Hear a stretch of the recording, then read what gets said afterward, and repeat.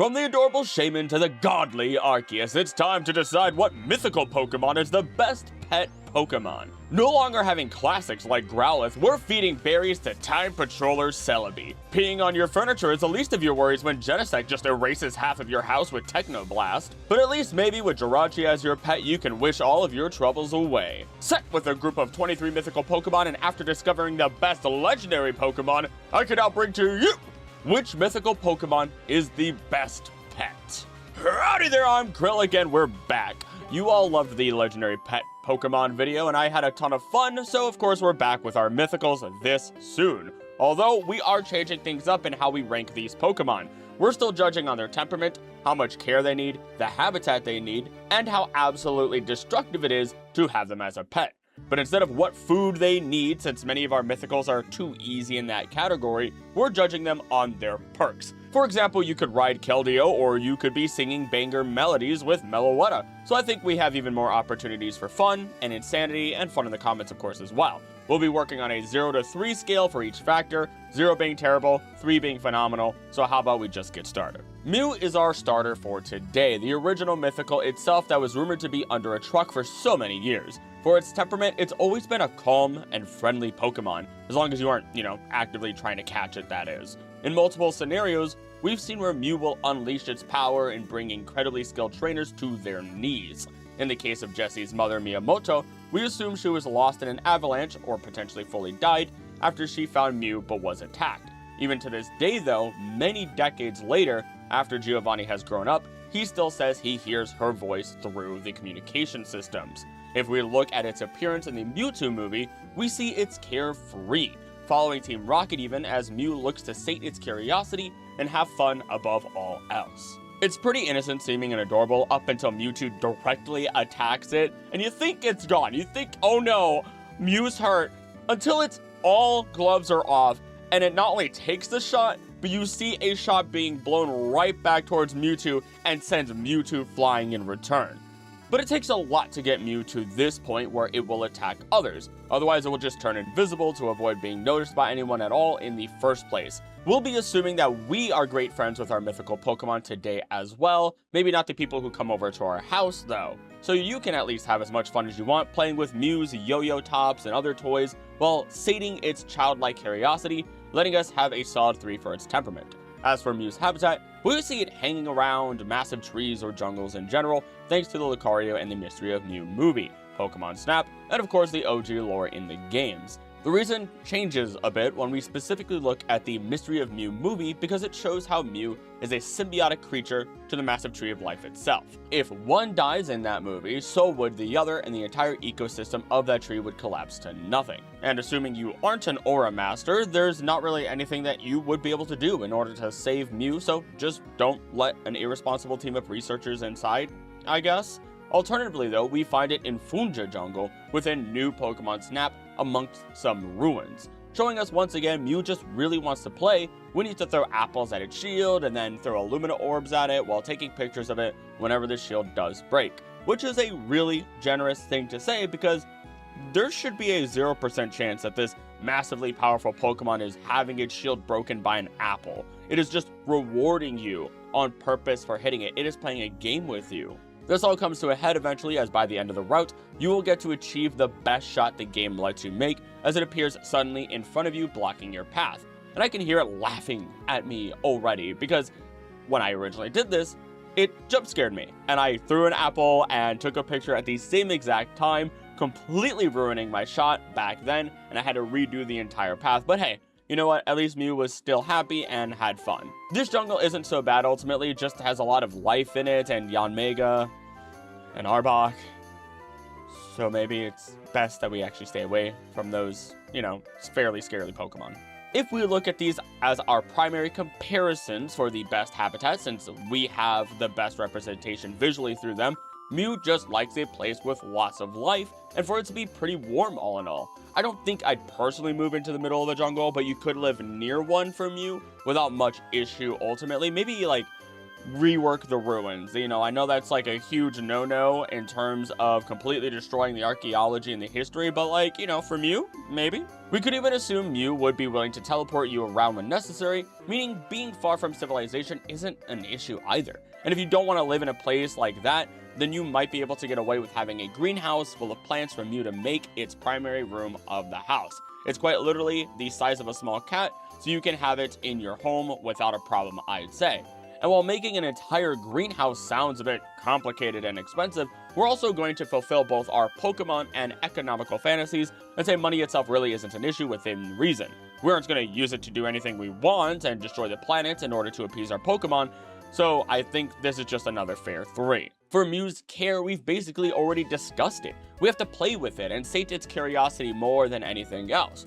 Give it the Player 2 controller while you're playing games even. It probably wouldn't 100% understand, even though it's a very intelligent creature. And it is very intelligent, actually. It is shown consistently throughout the franchise to be so, but it just wants to enjoy this world that it hasn't fully explored just because people constantly want to document and catch it and extract DNA from it.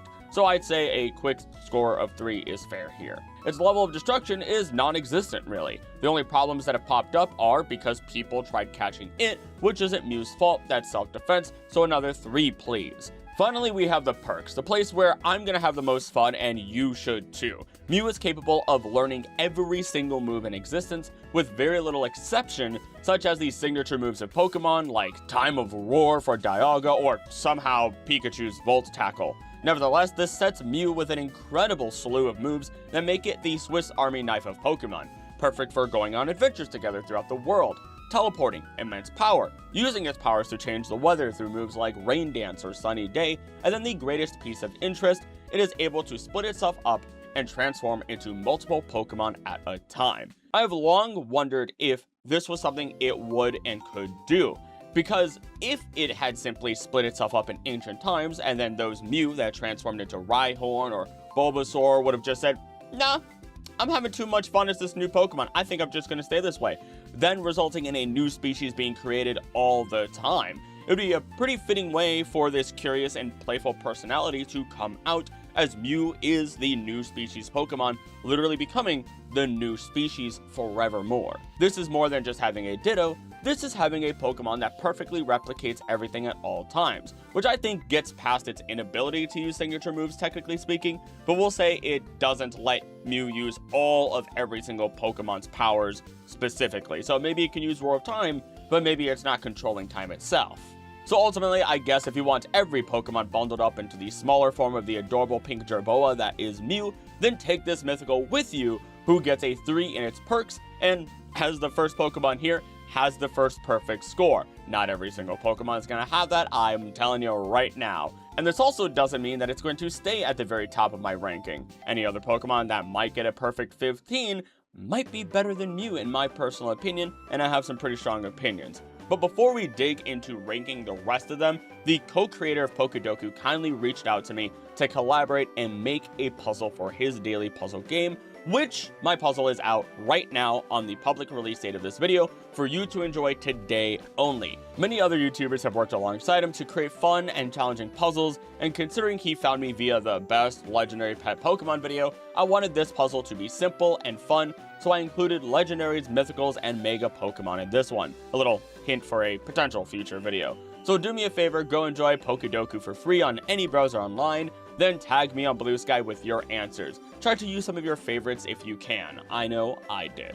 Also want to do just a quick early thank you for watching this far, in addition to a special thanks to members of the channel, as they ensure I can take the time necessary to bring quality content to you. If you want early access to videos, behind the scenes info, and members exclusive videos, become a member for as little as $3 a month. It makes a massive difference. Lastly, let me know what your favorite top 3 mythical pets would be. It's always fun to read comments. I highlight one of my favorites at the end of every video, and comments appease the almighty algorithm. But enough of all that. Thank you once again for watching, and on with the video. The Onion Fairy that guards time, Celebi, a Pokemon that travels throughout the timelines and ensures that everything is as it should be, minus that one time it accidentally pulled Ash into the past and caused Professor Kukui to become interested in Z moves and studying moves in general, alongside a Torracat as his partner, which was never actually resolved, Celebi. Oops. Seriously though, Celebi has the temperament of a perfect little angel as long as you don't try to turn it into a shadow Pokemon like we see in the Celebi movie. Then things will get pretty nasty, of course, but that's to be expected. Otherwise, it joyously flies through the air, wandering through the forest, eating berries, and having the highest level of joy in the world from it. Low cortisol levels. Also, please, if reincarnation is real, just let me be a Celebi. I don't care that it's a fictional world. Immortal Time Patroller of Nature also sounds like an amazing career. But to be clear, Celebi's temperament is just the same cheerfulness we get from Mew, but with about half of the energy or curiosity, and none of the trickster archetype being mixed in at all. An easy 3. For its environment, we again have something easy, which you really might expect from most of the early mythical Pokemon, though Celebi is arguably even easier, traveling throughout the world, visiting forests, helping them grow whenever it isn't time patrolling. You might even be able to just live in Azalea Town if you really wanted to, since it's right next to the Ilex Forest. Then maybe you could take some time to visit the Slowpoke well, or learn to make apricorn balls, or chop some wood. I'm a nerd, so I'd be down for all of those things, and getting to put the muscles to work sounds like a great time to me. Plus, it's a small town, so it'd be pretty peaceful, minus the, one time Team Rocket attacked for Slowpoke tails, and Bugsy kinda seems like a fun person to talk to as an entomologist, so another 3. As we move on to our next category, Celebi is entirely self-sufficient in terms of care. If it's hungry, it could just help plant life flourish and get its fill of berries. If it gets injured, then it can heal itself. If you get injured, it could heal you, and it's still a mythical Pokemon with an immense amount of power. After all, when it did go rogue after being transformed into what is basically a shadow Pokemon, it took Suicune jumping in to help stop the rampage. So it's not like Celebi couldn't weaponize an entire forest to keep itself safe, and even if it fails, then whoever killed it has to deal with the infinite number of Celebi that are omnipotent and are aware of their past and future selves, all coming in to erase the culprit from all timelines, which is pretty horrifying. Just imagine a million little Celebi swarming you. So I think that gives it a 3.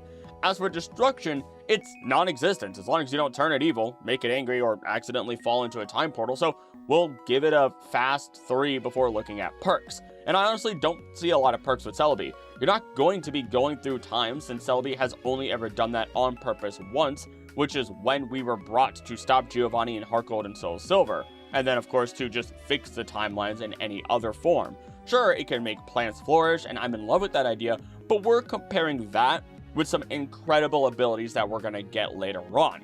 So I'm really only going to give Celebi a 2 here, even though I want to be nice and I want to give it a 3. It's just that the greatest perk is something we're not going to get, which would be becoming a time patroller, but again, I'm not positive that's what we'll be getting at all. This settles Celebi with a 14, still making it a top tier pet Pokemon, though to be entirely fair, just like many of you said in the legendary pet video, we're the ones who are more likely the pet, or hopefully at least roommates with these powerful Pokemon in this economy. The last of the innocent baby mythicals before things start switching between cute and deadly, we have Jirachi, who is both cute and deadly. I mean, have you seen Doom Desire? Of course, it is the Wishmaker Pokemon, the child of the stars themselves that absorbs energy from the Millennium Comet, and then may grant wishes to those that desire them. Hence why Jirachi has 3 colorful strips of paper called Tanzaku hanging from its head. These are where the wishes are technically supposed to be written so Jirachi can grant them. Also know that the animated series, movie, and manga all have different interpretations as to how Jirachi's wishes are made, so we're just going to also simplify that power to Jirachi being our genie who can grant any wish rather than being a creature that can't make things appear out of thin air and just teleports them like we see in the movie with the candy.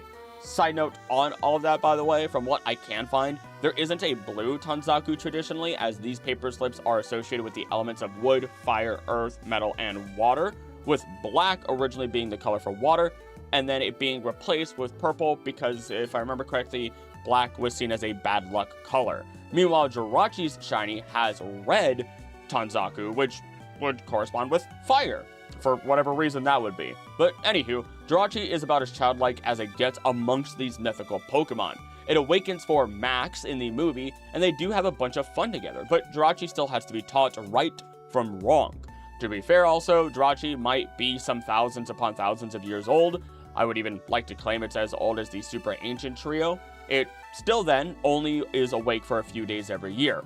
not a lot of time to really develop anything beyond early cognition in a childlike fashion. So I might get a little bit of hate for this one, but we can both have different opinions, and Jirachi deserves a 2 in temperament. That's still good, that's still average, but you will not catch me caring for a super-powered godlike child.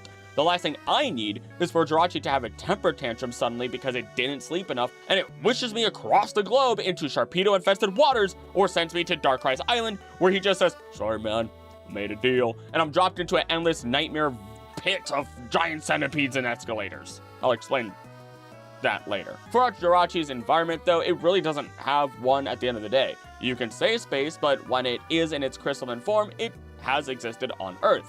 This is even shown within Pokemon Snap, as we find it in the Lentil region as a hidden piece of the environment. I'm also just going to make the safe assumption that it'd be fairly easy to provide the necessary environment, and if not, maybe we use one of our wishes to do so. We don't have the free teleportation, so we're giving it a 2 here as well. The level of care it needs is relatively non-existent. Play with Jirachi, and make sure it doesn't do anything mean by accident, or get stolen by a magician who likes to gaslight people, and you'll be perfectly fine. Gonna give it a 2 though, just because it needs us to be a bit of a parent to it. Now, its level of destruction is where things get really weird. It does just grant whatever wish you ask for without a true monkey's paw situation, so maybe we can give it a pass. It's not really a Pokemon that would cause any level of destruction on its own, and it also seems like Jirachi has full autonomy over who it grants wishes for, so yeah, I don't think that'll be a huge issue, despite getting to see giant fake Groudon in the movie be wished into existence. That wouldn't have happened if that gaslight magician didn't trap Jirachi in the machine that then forced it to absorb energy and use its powers. So, you know, non-existent destruction is what I'll say it has, and I'll give it a 3. Finally, the perks of having a Jirachi is, of course, having wishes. We only get 3 now, so don't everyone in the comments start saying all your wishes at once. I'm looking at you. Stop wishing for goth women and learn social skills so you can get sacrificed like a real adult. Seriously though, 3 wishes is pretty rough when you want to spend a bunch of time with Jirachi, and if you didn't make all of your wishes, it will have to return to space at some point anyway, so it can sleep for another, 1,000 years. This isn't something we can bypass because that's Jirachi's source of energy. That is Jirachi's life cycle. The little star child only eats fruits as we see it for the fun of it as well, not for actual sustenance. So knowing that we get some solid perks, but only for a day unless we wish to have immortality or something else that goes absolutely wild, I'm actually going to drop the perks down to a 1. It's not nearly as enticing as it seemed. Sure, they're great if you just want the wishes, but we're trying to have Jirachi as our partner Pokemon effectively, so the perks aren't great if you want that. This gives Jirachi a stunningly low score of 10. Still passing, but really makes me question a lot. Like, Jirachi is arguably one of my favorite mythicals or steel types in general, so I was hoping it would be a great pet Pokemon, but objectively it really isn't.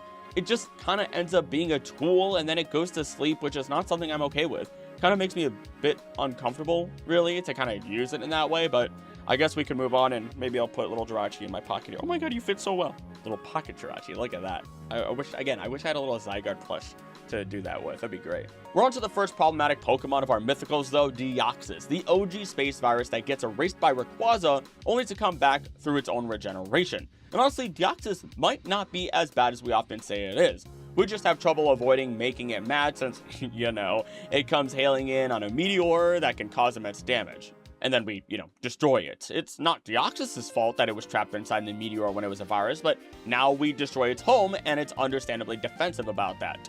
I'm also going to base my understanding of it primarily off of the movie, as while it is causing a massive number of problems that we'll talk about soon enough, it is acting how it believes it needs to in order to recover the other Deoxys that we see early on. Once they unite or reunite, they dip without causing any more damage, but since one of them did still cause a lot of destruction and trapped an entire city to prevent Rayquaza from reaching it while causing incredible havoc, we are still going to give it a 1 here. If I also remember correctly, even the copies of Deoxys didn't attack anyone. Sure, they were capturing and trapping people, but they didn't seem to be hurting anyone until someone decided to attack one of the clones, igniting a bigger battle in the city. For its environment, unfortunately, it actually cannot live on Earth. This is because Deoxys sees its environment through electromagnetic waves that are so sensitive that they're disrupted by your average electronic equipment. It's able to avoid and work past this to some degree, but in our modern age, we'd only be causing incredible distress to our Deoxys. So unfortunately, I have to give it a 0, the first 0 of the video, because at least for me, while I love nature, I'm not avoiding having a cell phone. I gotta call my family after all, and I don't want to cause pain to Deoxys. For the level of care, Deoxys doesn't have much for us to talk about. If you try to avoid electromagnetic waves, I suppose that's an option, but other than that, it just wants to exist in space. So knowing it is entirely self-reliant, we're giving it a 3. This is also assuming Rayquaza doesn't come in with a steel chair, but that's not technically Deoxys' fault, and I won't dock points from it for us having to help it against Rayquaza. The level of destruction, though, is pretty rough when Deoxys is trying to get what it wants. It traps a city, sends out hundreds of clones that are difficult to defeat, and will just multiply. Rayquaza had to put some effort into stopping just one of the Deoxys, let alone the 2 that bopped it in the movie towards the end. And it was hyper defensive, so I feel like almost anything could have set it off in that rampage. I don't think it's impossible, but definitely difficult to try and get Deoxys to feel comfortable and safe without mass destruction being a problem, so I'm going to give it a 1. Perks. What perks? Seriously, I don't think there's a singular proper perk of having a Deoxys. It just kind of exists, and sure, you could ride it in its speed form to blast across the globe or try to have it use its psychic powers for whatever else, but that's so average that it's basically a snooze fest. Just have a regular Pokemon in that capacity then. Deoxys is a Pokemon at the end of the day that accidentally became a Pokemon that excels in combat thanks to all of its forms. So unless you're Giovanni from the manga and making a bunch more of Deoxys and planning to go to war, I think we're just gonna give it a 0 here. So this drops Deoxys to a total of 5, which might be the roughest score we're gonna get today, but there are some future Pokemon that might get close to beating it. And you know what? Before we continue, I wish I had told you all the nicknames I give my legendary Pokemon. I won't do that now, but I can fix that here with at least the mythicals. Mew I would call Genesis, Celebi is Shallot, Jirachi is Luma from Mario, and Deoxys is Mr. W, named after the DNA rap I heard in middle school. Deoxyribonucleic acid, DNA, fantastic. Sing it with me now. I'm not singing it. But now we can move on, and you should let me know some of your mythical Pokemon names as well. I'm grouping Manaphy and Phione together because they are effectively the same Pokemon at the end of the day. They bring us back to the innocent and childlike nature of mythical Pokemon being babies, which is really making me wonder if there's a hidden meaning behind that decision, like writing-wise. But with that being a question for another day, these two arguably have a temperament so sweet, so chill, and so peaceful that their signature ability is not to harm others. In fact, through the move Heart Swap for Manaphy, it can make people and Pokemon swap bodies, making them feel each other's emotions, see the world in each other's shoes. Meanwhile, Phione can simply cure others of their ailments with Take Heart, and kinda to be honest, Phione really doesn't get much screen time in any media, so there isn't too much to say about it, and that's another reason why I'm just grouping these Pokemon together. But when you have Pokemon whose signature moves are all about helping others and truly keeping the peace, it's impossible not to give them a 3. The environment they live in is amazing. The great oceans and seas themselves. The only problem is that they don't really help you get down there in the first place. So if you want to live in that sea temple from the movies, you're going to have to use a high-class submarine. Well, that's also assuming their place sunk again when, at least by the end of the movie, it has risen back up to the surface, which that place is gorgeous, by the way. I mean, seriously, it's a place worth living in. Isolated, high-level decor, very Atlantis vibes, and within international waters, I think, so you can get away with any crime. So, you know, just a few interesting details as part of that, which I'd say, even if I had to live there, like I had no choice, in order to have Manaphy and Phione, I know the state of our economy, I'm not turning down a place like that. 3. Both of these Pokemon are really self-sufficient outside of their eggs. I mean, Manaphy at least swims about the ocean without a care in the world and commands an entire army of sea critters towards the end. Even Kyogre shows up to help save the day, which is absolutely wild, but really shows how much respect Manaphy actually has, just how important it is to the waters of Pokemon's world. Anything attacking Manaphy would be a fool to do so, and will even have the unknown deep water coming to attack. Speaking of, if you haven't seen it, I do have a scientifically accurate deep ocean ecology video that was so much fun to make that you can check out after this video. But considering that Manaphy and Phione are very self-sufficient with no drawbacks, we're going to give it a 3 here. Quickly again though, as we have our next category, 0 destruction, so we give it a 3. And then we could talk about the perks of Manaphy and Phione. The real estate, free, baller. But that really isn't going to sell me on these Pokemon. I can't enjoy the waters with them as much as I would want to, thanks to the limitations of the human body and the crushing depths. And I have zero intentions of being heart-swapped with anyone. Like, I like my body, and the idea of something or someone else controlling my body is a bit scary. Like, sure, I could swap bodies with a bird Pokemon and feel the wind on my feathers, but if that bird isn't one of my personal Pokemon, then it's just going to, go on a rampage or go crazy, do something stupid, destroy everything, try jumping off a cliff, trying to fly in my body. That's not going to work out. I'm personally not interested in anything like that. So, that's problematic, but at least I'll give it a 1 for the free palace, landing it with a total of 13. For a nickname, they could both be Clione, named after the scientific name for the sea angel, which they are inspired by. On to Darkrai, who is one of the most misunderstood Pokemon in lore, which another video I would love to make at some point. I feel at this point, most people understand though that Darkrai is a bit of a victim of its own power, and if you didn't know that, allow me to explain. Very early on and throughout the franchise, we get hints that Darkrai isn't trying to put people into eternal nightmare realms of slumber. It's either doing this to warn people of a dark future, or it is doing so by accident. We ignore the mystery dungeon version of Darkrai for this explanation because that version is very evil. Very, very evil without a doubt to my understanding.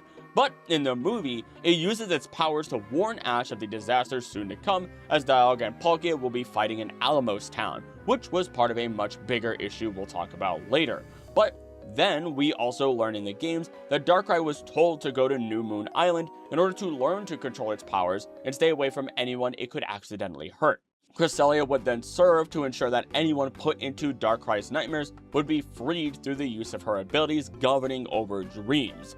Not once does Cresselia seem to gravely injure Darkrai, just attack it briefly or chase it off.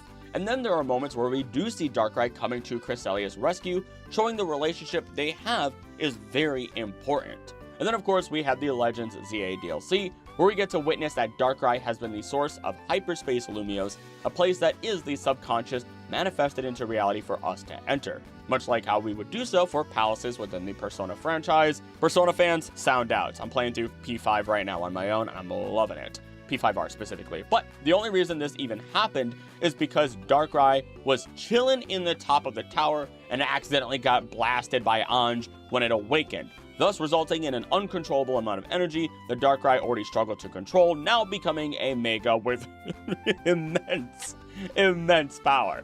But once again, this is all a big misunderstanding, and Darkrai even begs to be stopped, or for you to stay away from it throughout the entire DLC. So it's pretty consistently clear that Darkrai is not an evil Pokemon, and I said all of this front and center so I can say that we're giving Darkrai a 2 for its temperament. There was no way that I was going to give it a solid 3. I'm going to be real with you, because this dude needs to work on his communication skills and not just attack or throw people into nightmares in order to warn them of the future. Learn to have a conversation, you edgelord. Otherwise, sure, it's a great Pokemon. Its temper really isn't that bad, but that's why it's getting a 2 instead of a 3 anyway. For its environment, I don't know if it didn't cause any nightmares just because it was far enough away from others when it was in the tower, or it has proper control over its base powers now. Hard to say for 100% sure, but I'm going to assume that we don't want to at least sleep near Darkrai at all, making it effectively impossible to live with it in your home, even though it is of a reasonable size. But I'm not going to give it a 0 because that seems a bit unfair, so I'll at least give it a 1, because hopefully one day, after you've experienced a million terrifying nightmares, Darkrai will finally have perfected its control over its abilities and no longer accidentally send you into centipede escalator hell. Also, I did say I would explain that, so I'm very much afraid of maggots, cockroaches, and centipedes. I could be around them, I can kill them, I could deal with them, I just get incredibly uncomfortable in ways that other creatures do not make me feel at all. But then there's escalators, and more specifically, it's actually any long stairway without turns or without a reasonable landing. That's because I had a ton of nightmares of falling downstairs as a kid and have fallen down a bunch of stairs in real life. so that just kind of messes with my brain. And now whenever I use an escalator, and I like to say escalator because it's a little funny, even though it is partially the truth, I am planting my feet firm and grabbing the railing with enough force to cause damage to someone's hands, maybe break bones. I don't freak out and go running off to avoid escalators, I just deal with it, but it's still a fear, and now you know this weird fear, if not phobia, of mine. I also feel like, considering the whole nightmare power situation with Darkrai, the level of care needed for it is just as much about helping it gain better control of its powers as it is about making sure you don't suffer from eternal nightmares. And I'm really not sure how that can be done without getting Cresselia on the scene, but it isn't impossible, so we give it a 1 at least. Nightmares aren't that bad once you've had them for years straight, so I don't see the big deal, unless they're absolutely horrid every single time. As for destruction, if we ignore the Lumio City situation, Darkrai doesn't really cause any level of destruction whatsoever. In fact, it tries to save Alamos Town from Dialga and Palkia, being able to stand up to them for a short while, at least. Sure, some people might have been put into endless nightmares, but there's some strange situations revolving around that I'm not really going to get into, and Cresselia isn't far behind in those situations, so I'm not really that concerned. I'll give it a 2 though, just in case some people do get put into nightmare comas. Once again though, I do not see the perks of having Darkrai as our pet. The best we got going on is making sure someone we dislike has nightmares for the rest of their lives, and I'm not really a fan of doing that to anyone except genuinely horrendous people, and I think it's perfectly fine to say that about the most selfish rich people of the world. Oops. But yeah, I think I'm just going to give Darkrai a 1 here, which lands it with a total of 7. As for what I would nickname it, we're going to go with Grim, named specifically after the ringleader of the Hollow Knight DLC, which is called Gods and Nightmares. Plus, they both have long legs, so there's a lot of ties going on here. Maybe a Darkrai video in the future. I'm getting a little antsy about it. The pun of a Pokemon hedgehog named Shaymin. Once again, we are going to be flip-flopping between Pokemon with great and terrifying power and Pokemon that are cute but have incredible power still. The Shaymin we're introduced to in the movie seems to be a bit of a brat, but only to Ash, who kind of deserves it in that movie, so we let it pass all in all.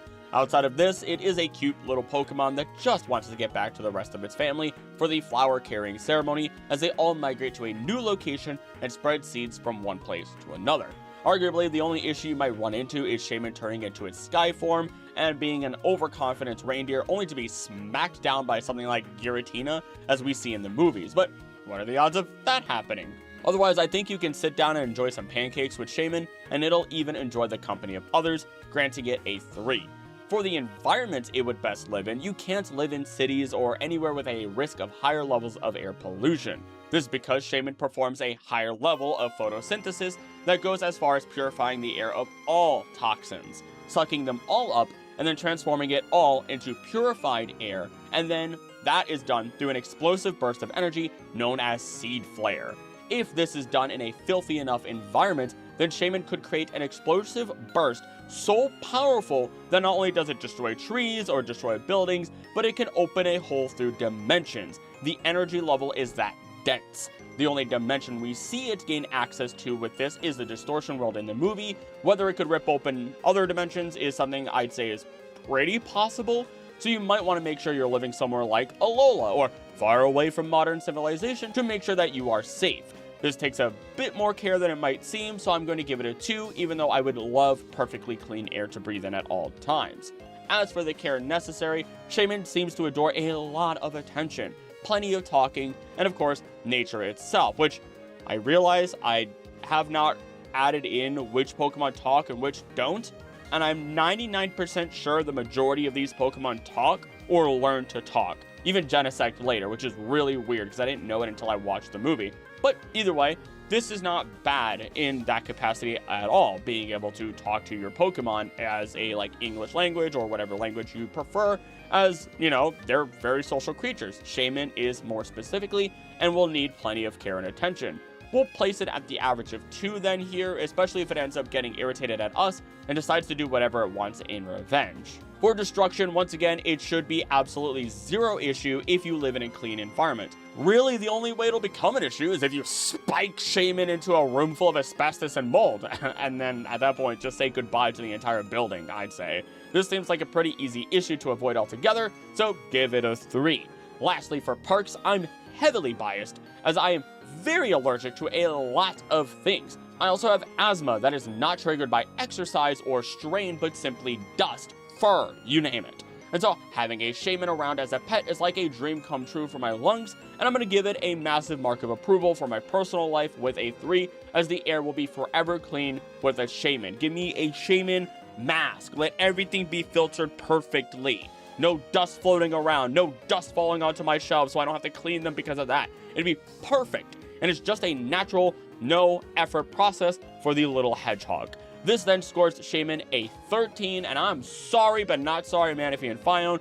I definitely want a Shaymin more than I want one of you, and that free real estate. So you're below the hedgehog. As for a name, though, I think I'd just call it Rudolph, since its sky form does take after reindeer, and they kind of move like reindeer at the end of that movie. Also, I'm pretty sure Gossidia Flower is Poinsettia. It's modeled after, maybe. I'm probably horribly wrong, and it'll be in editing if I'm correct or not. We're really talking about Arceus. Fragments of God, and turning it into a pet. This isn't blasphemy. It literally does at least ask us to show it to the world as we know it through our eyes when we defeat it in its own realm at the end of Pokemon Legends Arceus. God asked us to make a fragment of itself our pet, and that's the story I'm going with. So please, use max power judgment on this low-level Bidoof. It has committed sacrilege against you.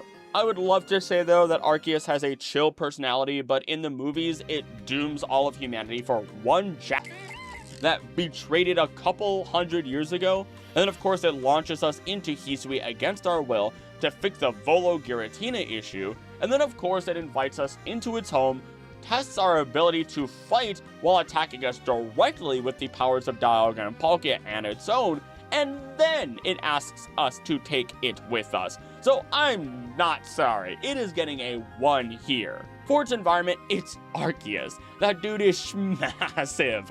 But you'd expect it to be all-powerful, so maybe it could, shrink itself down, and we won't have to worry about it. Otherwise, we're likely walking all the way up to Mount Coronet constantly just to see if Arceus would like any snacks from the gas station, and I'm not necessarily a big fan of that. So we're knocking it down to a 2. Also, I keep thinking about it, and I just want every single mythical Pokemon just sitting in my little coat pocket. It just seems so cute. Also, you'd think, caring for an omnipotent, omnipresent, omniscient being would be easy, but once again, if you irritate Arceus, it might just blast you with almighty power. Imagine it wants a snack, and you deny it, only for it to see it as a great offense, and it uses judgment on you and the rest of the city you lived in. It is a wrathful god. And even if it isn't that extreme, then we're still going to be forced to treat it with incredible reverence, so we're marking it with a 1. For destruction, once again, Arceus used judgment and was ready to wipe out all of humanity, ready to start over. Dialga, Palkia, and Giratina could not defeat it no matter how hard they tried. It literally took Dialga sending Ash and the gang into the past to prevent the betrayal against Arceus in order to stop its rampage. Even if we ignore the rampage, Arceus simply waking up is the reason why the realms of Dialga and Palkia clashed in the first place. Their realms clashing then caused them to fight with each other, setting off a whole slew of cataclysmic events, really, over the course of 2 movies, from the Darkrai movie into the Giratina movie, and then finally the climax through the Arceus and Jewel of Life movie. Those are also, just as a side note, some pretty goated movies, by the way. Tons of fun to have watched with the community in the Discord. But back on track, it's clear to me that Arceus waking up brings about the potential of the end of the entire universe, and it takes nigh on impossible levels of effort to stop. So I'm giving Arceus a 0 here. Lastly, for perks, it is Arceus. Assuming we really can be best friends, then Arceus is going to be able to grant us any desire or wish we really want as long as we don't make it angry. That's also assuming Arceus does have access to all the powers of the one true Arceus, but for this, I feel like that's fine to assume. So that's one of the easiest 3s through and through for a total of 7. Shocking me as one of the lowest scores out here, and I'm gonna be real. I would rather take my chances with Darkrai rather than Arceus, and hopefully I don't get blasted by judgment for ranking it lower than Darkrai. As for a name, I think Shinto would be a solid name because of all these Shinto inspirations that Pokemon draws from. I do also have an entire video dedicated to that as well if you want to check that out. Into Generation 5 with a representation of Nikki, goddess of victory herself, in the form of Victini. I personally really love this little Pokemon so much, and watching its movie really made me love it all that much more, since, as with most mythicals, the movies are the only places where we can really see them shine and get any real lore or personality on most of them. It may not be the calmest, but it is definitely an incredibly happy and energetic Pokemon that has an affinity for helping others even when it probably shouldn't. As a result, it even helped Ash win a few battles that were determined to be absolutely impossible during the time of the movie. It just wants to help those that it is interested in reach victory, and I can't help but already give it a 3 here. For its environment, I believe that by the end of the movie, it was no longer limited by the barrier forcing it to stay in Unova. This, of course, isn't something that exists in the games or the manga, as Victini just stays at Liberty Garden for its own safety, so we can ignore this restraint. It's pretty small at the end of the day, and it's kind of like a rabbit, which we can support just because its coloration and ears are reminiscent of the way apples can be cut to look like rabbits for little kids. But even if we didn't take that route, it, again, is a very fairly small Pokemon capable of flight. It doesn't seem to have any issues with any environments whatsoever, even space, which is wild, so easy 3. For the level of care, as long as people aren't hunting Victini down, you don't have to worry about anything other than buying a steady supply of Macarons for Victini, since it is shown to really love them for whatever reason.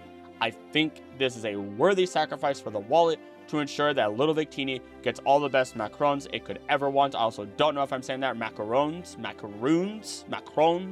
I'm gonna go with Macarons, which you could just learn to make them yourself, by the way. They're said to be pretty finicky and pretty tough to make properly, but I think through the power of Victini, you can achieve the goal every single time. 3. It also creates 0 level of destruction attributable to it, unless it was captured by somebody evil, so we give it a quick 3 as we look at one of the greatest perks of all time: victory. This isn't just victory in battle, this is victory as a whole, even allowing Ash to leap a great distance and achieve victory in his goal of making it across a great divide and keeping his Pokemon safe. Victini's energy is said to be infinite, though this seems more the case when it is granting it to others rather than using it for itself. So as long as you have a goal in mind and your Victini likes you, then you are effectively guaranteed to win. I don't know if this necessarily extends to defeating Arceus itself, but if it does, then you are effectively unstoppable in battle. Then you could maybe also use it for baking those macarons, the best ones. Maybe you could use it for literally anything and become unstoppable in everything and anything. Your hobbies, your life goals, so on and so forth, which to me, that is a stellar perk. Landing another 3 with a perfect score of 15. And personally, I would take Victini over any of the other Pokemon we've talked about so far, landing it at the very, very top, and of course I would name it Nikki.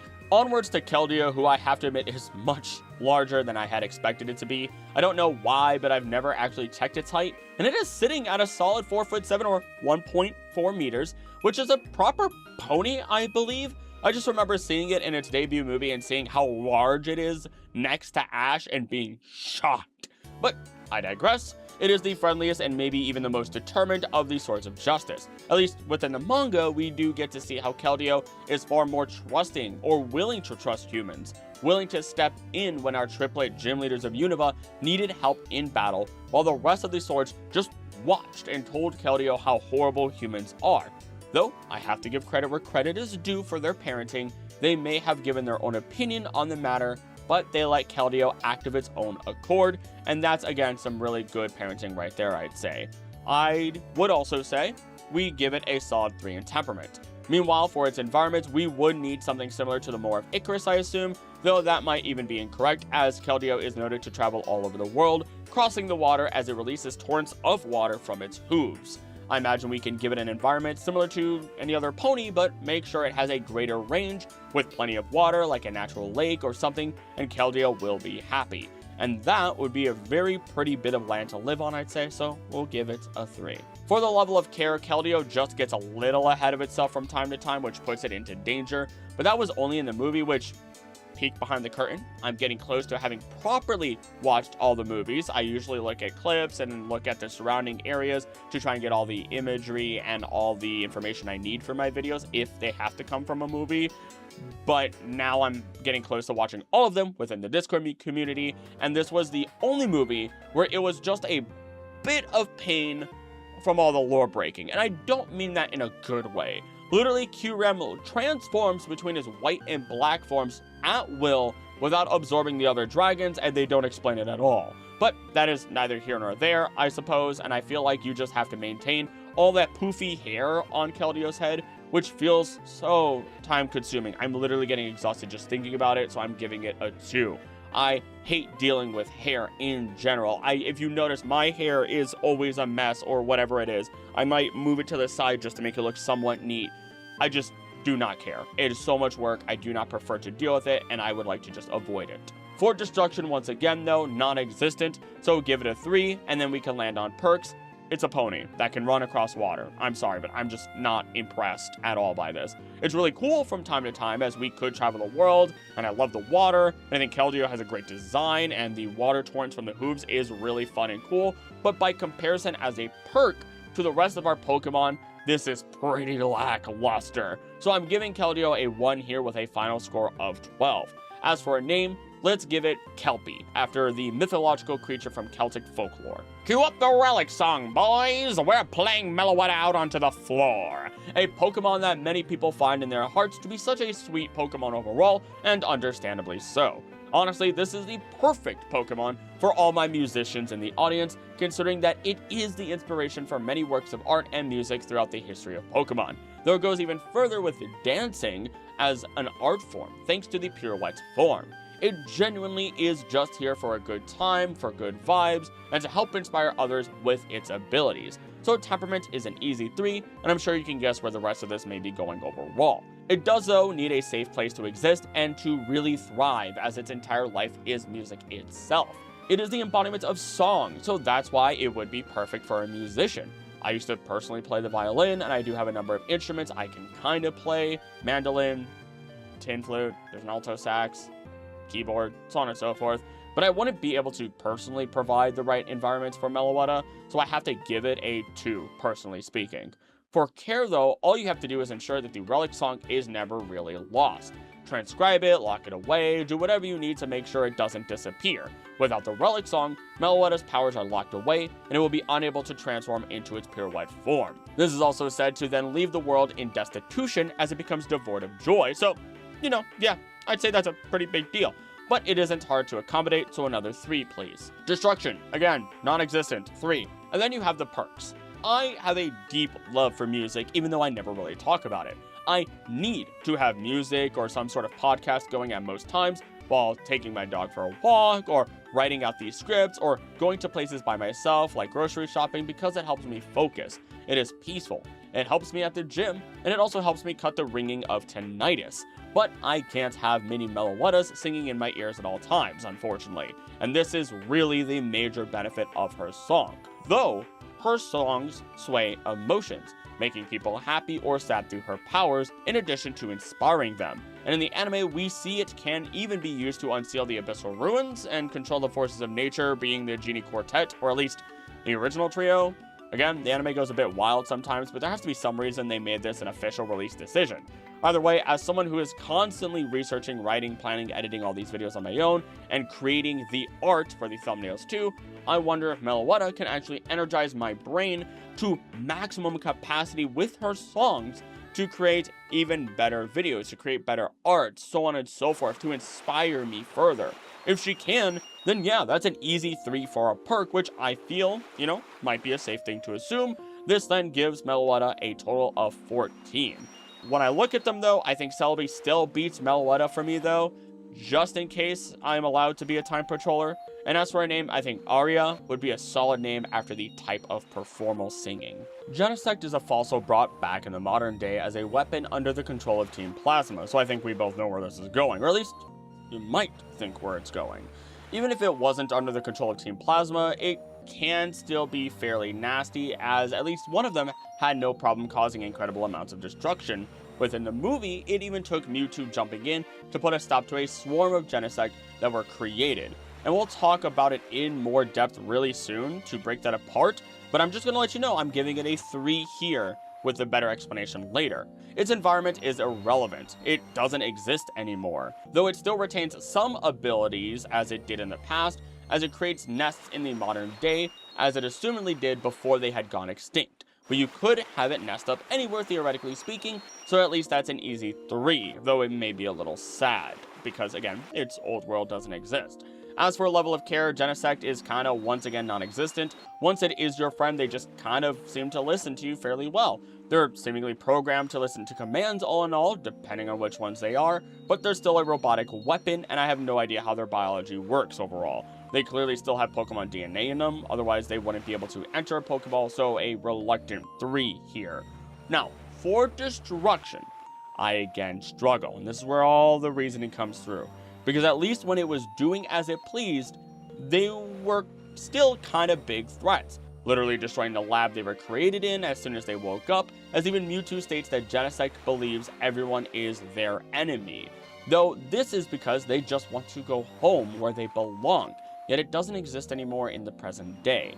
Though the only one that really seems to be a problem is the shiny Genesect, who literally has physical control through their minds, like literally being able to command the other Genesect against their will, so that way they do what it wishes for them to do. And it is a very aggressive Pokemon wanting to destroy everything. It is the one that believes everyone is its enemy. So without the shiny one being a problem, then we'd have a tame Pokemon that just wants a good home, that just wants to go home, giving it a 3. As for perks, it can fly and you can ride on it. That's pretty much it at the end of the day, but it does look really cool. So I'll give it a 2, landing Genesect with a shocking score, though, of 14. Still going to put it below Meloetta, though, even though I like it a bit more than Meloetta. If I had not properly looked through the movie, then I honestly wouldn't have ranked it so high, but really, they are kind of cute in the way that they talk. Kind of makes me think of Gangle from the Digital Circus, so from now on, I might just call my Genesect Gangle.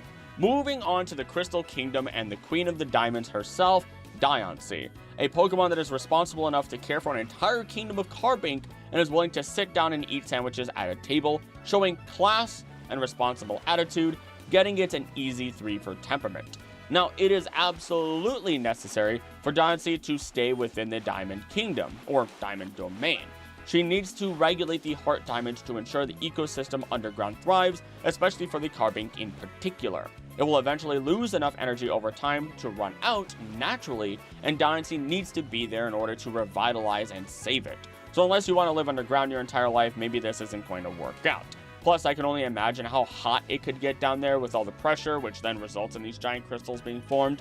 And I also personally get seasonal depression, so staying in a dark place like that wouldn't be great for me, locking it in at a 1 for environment. Your boy would need a sun lamp.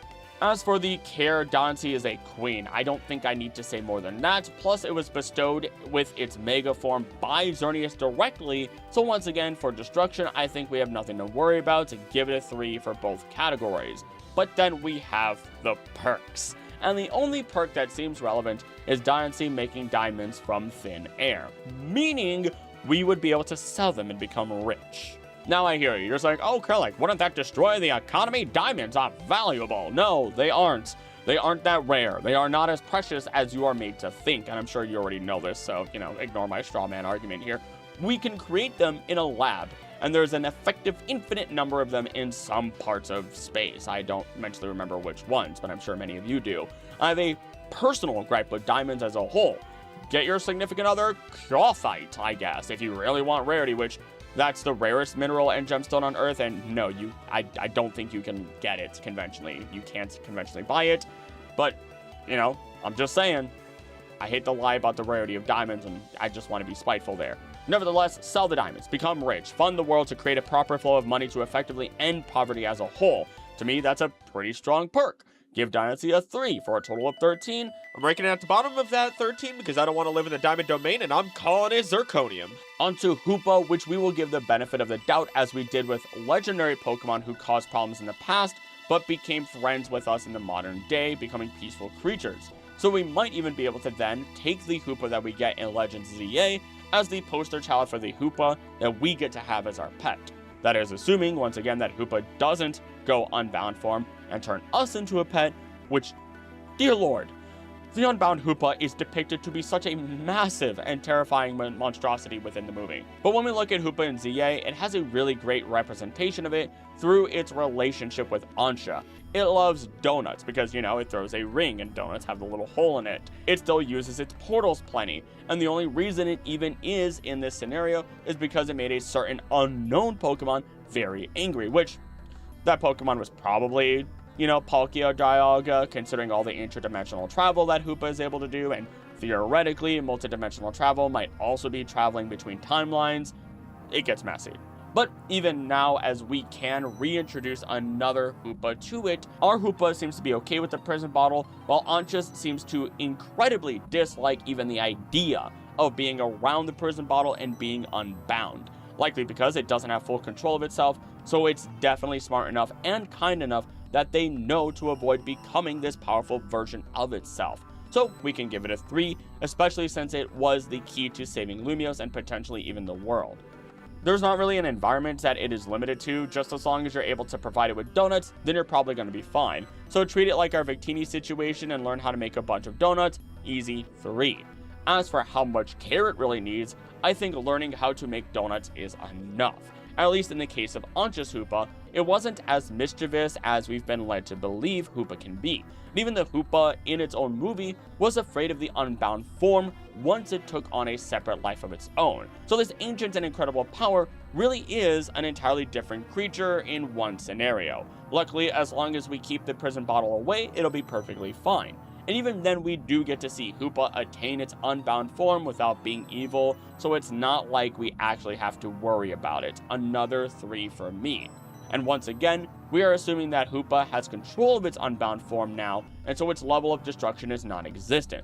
If we go with the alternative, then we are literally risking nearly every legendary Pokemon and the destruction of entire universes. We get to see Dialga and Palkia under its control, which is absolutely absurd, and I really don't know how to feel about that, so we're just going to skip past that and give it a post-Chaos 3, as we treated some of our other more antagonistic legendary Pokemon this way. Lastly, Hoopa gives us one of the greatest perks in my opinion, multiverse travel. We can open up portals to catch legendary Pokemon, mythical Pokemon, you name it. Maybe even steal entire castles as it was rumored to do. I know a big part of getting legendary Pokemon was from the effects of Darkrai, but at the same time, I think we know that we can travel through the universes to get our hands on some legendaries like we see when we travel through Ultra Wormholes in Alola. Give me infinite universes to travel through. Give me infinite adventures with my Pokemon. Give me Hoopa with another 3, setting it with a perfect score, placing it at the very top. I love this chaotic little genie so much. I want to be friends with it. I shall call it Asura, after the Buddhist type of spirit it is inspired by. On to Volcanion, who hates humans, and even if it likes us, then we have the problem of it still not liking people that we bring over to the house and risking it blasting the entire region into nothingness. So you can probably see where this one is going. Its temperament is rough. Genuinely a Pokemon that outright tells us that it dislikes humanity and would rather stay far away from everyone as it travels the globe to avoid being seen in the first place. And once it does, it's a fight on sight most of the time from the way it seems, so we're gonna drop it to a 1. As for its environment, it does tend to live in isolated areas and potentially in the mountains. Literally anywhere that humans are not. Though staying near a good source of water is incredibly important as well, since Volcanion doesn't produce its own water for steam, but instead needs to store it inside its body from outside sources like lakes for its use. Not that big of a deal, but still placing it with a 2 just for inconvenience. As for the level of care, you definitely have to work with it regarding its hatred of humanity. While it might be justified, it's still a problem that has to be resolved and can't be ignored unless you want legal charges, which I personally don't. Other than that, there isn't too much to care for with Volcanion since it is again very independent, giving it a 2. For destruction, it has literally blown off the mountain of Southern Kalos to create Southern Kalos in the first place, which it might have done against its will, but that part has not been 100% confirmed. The closest we get is a small piece, or rather small pieces, of canonical info, but if you want that full story, then you'll have to check out my video on more hidden tragedies of every Pokemon region. For now, we're gonna give it a fat 1 because making it angry is not hard, and it has an immense amount of power to unleash, and I'd rather not risk it. Lastly are the perks. Free sauna? legitimately, there might not be any real upside with Volcanion, and especially not one that will outweigh the downsides. After all, at the end of the day, this is a Pokemon that doesn't want to be around humans, and forcing it to do so is just mean-spirited. It's just a bad idea. So 1 for a total of 7, which I will be putting it at the very bottom of everyone else who scored the same. As for a name, let's go with Gabe Newell, because, you know, Steam. In antithesis to this, we have the robot rabbit that was supposedly made to be a friend for the daughter of a king, but is actually a terrifying weapon meant to control a massive ancient ship, or just be a cold killing machine in its quote-unquote mega form. So, yeah, Magearna is a bit of a hidden weapon, no matter the canon we look at now, and let me tell you, that's a pretty powerful floor cannon. Its temperament is really nothing to worry about though, kind and loving as a caregiver, as she was supposedly designed to be, at least in part. I also love using the clip where it's tottering away and it just trips and falls. Like, how can you ever see Magearna as anything else other than an adorable ditz after that? Give it a 3. For its habitat, it is literally built in part to live amongst us as that caregiver. A Pokemon that could happily assist us when we would need it. A Pokemon that would be perfect if you had children, as you could circumvent any daycare or babysitter issues that might come up. All while knowing Magearna still has complete free will, so there's no guilt here as long as you continue to treat it right. Another 3. As for care, Magearna is more likely to care for you than you are to provide care to it. The only thing I can think of that should be done is touch up its colors, give it a fresh coat of metallic paint so it can feel a bit more comfortable, happy, and more like itself again. Maybe it'll also want to change its colors and appearance here and there. I think it'd look pretty in blue, which, again, I think is something that can be easily accommodated. 3. As long as Magearna isn't put into the hands of a maniac, odds are you have nothing to worry about in regards to destruction. If that does happen, then I would say run, but you know, there's no way that you're gonna make it far enough before Magearna lays waste to everything in sight and then some. So 3 for destruction as well. As for the perks, they really do boil down to just having someone to help around the house, a companion Pokemon if you would in that capacity. I think about my daily life and yeah, you know, sometimes it would be nice to have just a little more additional help with things, and then to be able to provide a good level of care to Magearna, who would seem to be happy doing tasks here and there.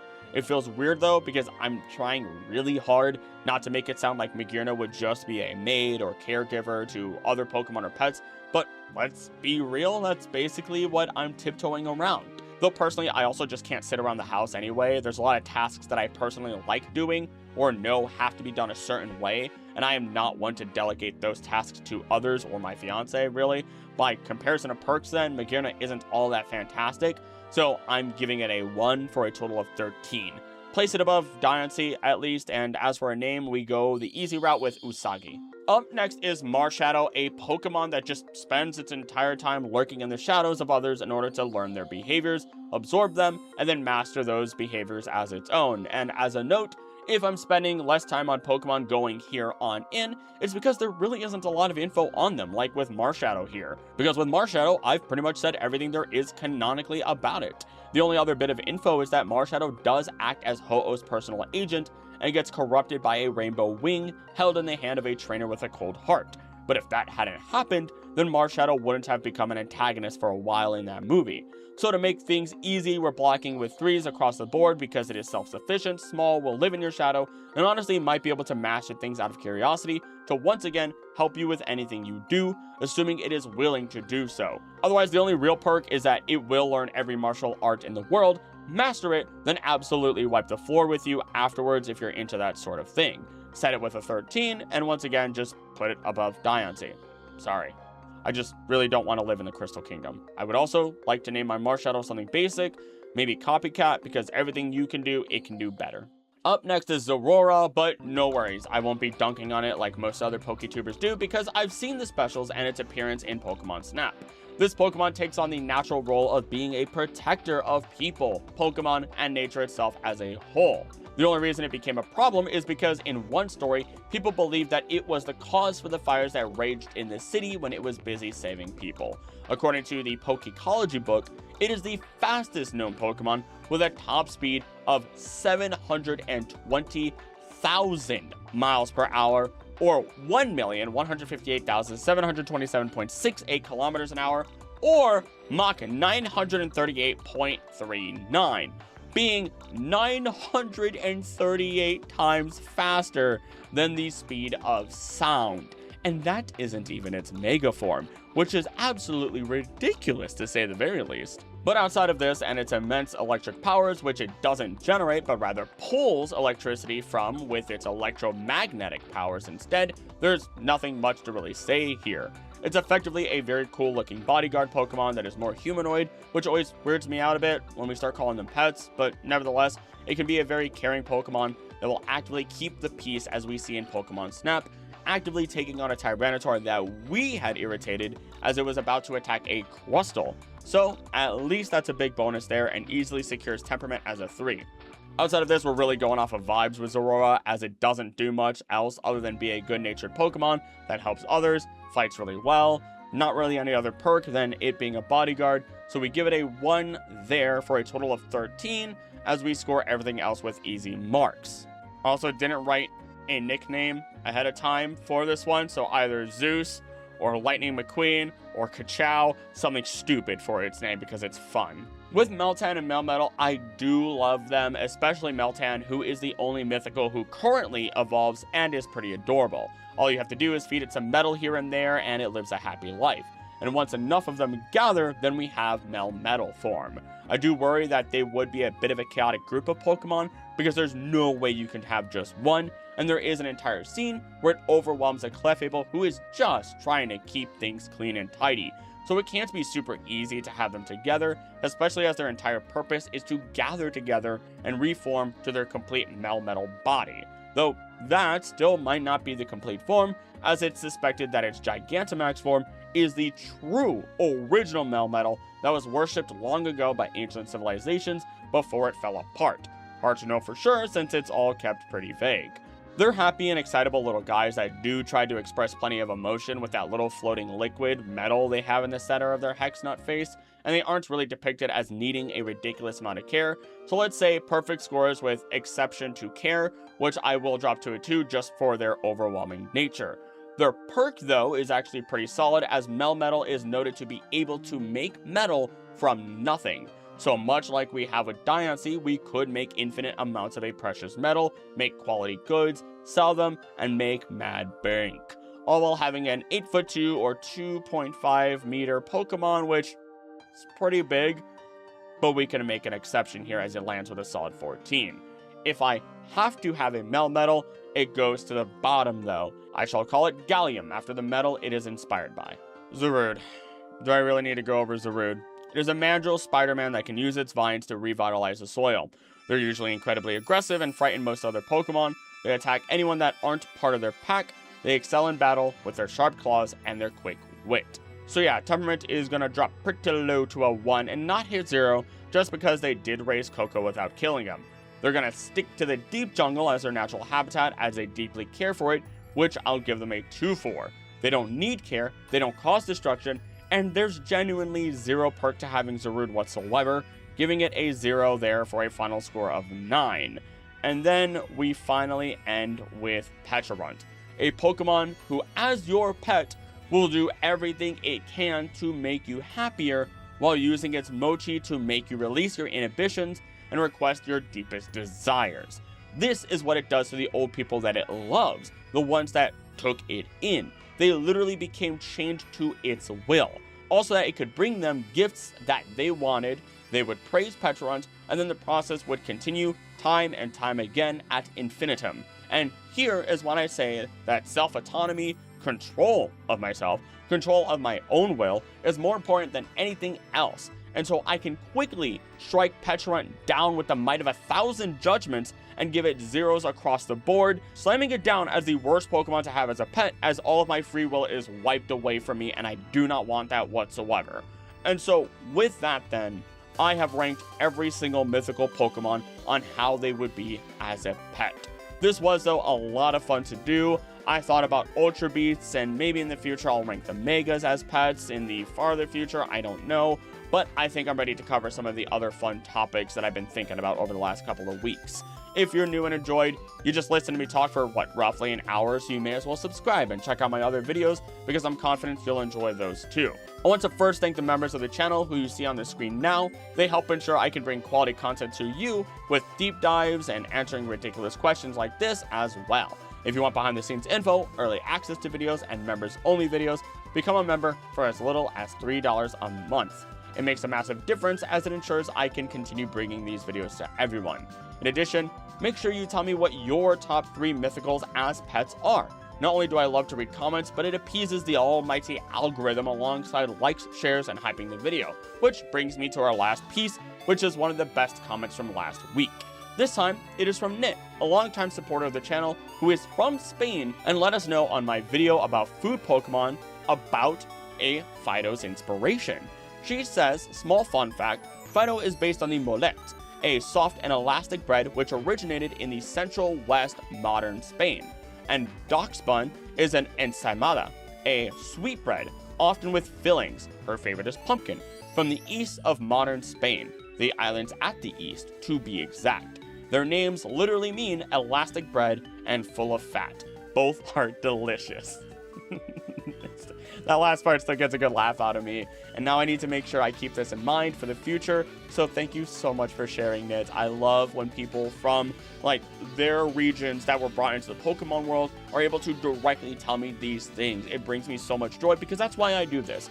Like, I chose to cover Pokemon because it lets me research our world, the animals, the cultures, so on and so forth, and then, honestly, find a secret way to teach you guys about it, as I learn from you and you learn from me. But before I continue rambling, with that then, as always, thank you so much for watching. Don't do anything I wouldn't do. Don't do anything I would do. Please be nice to each other. I love you, and I'll see you next time. Bye!